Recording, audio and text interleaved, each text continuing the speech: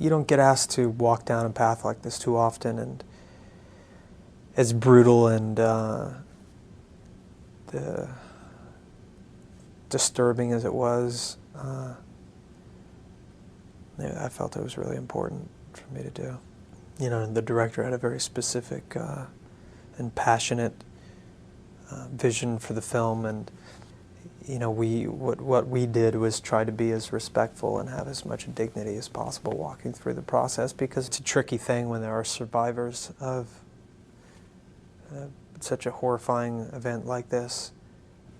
You know, but for us, we really felt that it was a worthwhile experience and something that needed to be examined. It's an experiment. In no way does it sympathize or glorify Mark in any way. It wasn't sensationalistic, you know. No one's out to make a quick buck.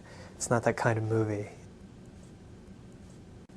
Well, it was important to me to examine everything that I could before December 1980. That's the person that I needed to find. You know, I immediately went to his hometown and started to talk to old friends and family in hopes that I could just try to capture a sense of who this guy was. I think the surprising thing to find out was that he was a human being. There was someone who loved and adored the Beatles and then would commit such a horrific act.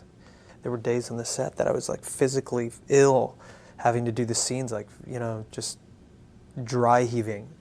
The thought of like what was transpiring, you know, because it's so easy to just let him be a monster.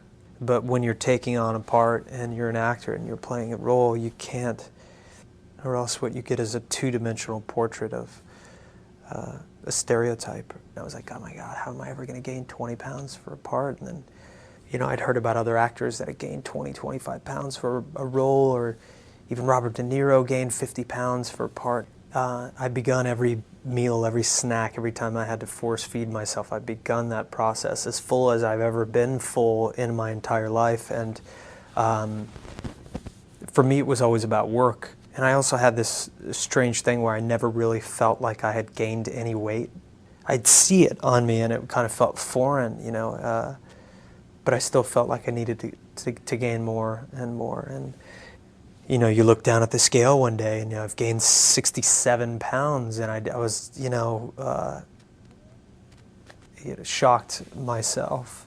I think it was shocking to learn what you're capable of, you know, how far you can go.